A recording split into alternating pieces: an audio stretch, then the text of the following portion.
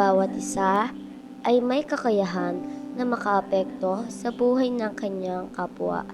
Inilikha tayo ng Diyos upang maging kaagapay at binigyan tayo ng Diyos ng kapasidad upang maging pagpapala sa iba.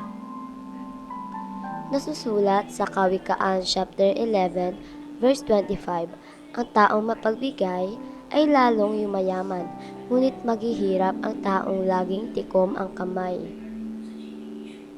Ang mandato ng isang Kristiyano ay maging pagpapala sa iba, at ang maging isang pagpapala ay sumasalamin sa Diyos na ating sinasamba. Kaya kung iniibig natin ng Diyos, ay marapat lamang na maging bukas palad tayo upang maging pagpapala sa ating kapwa.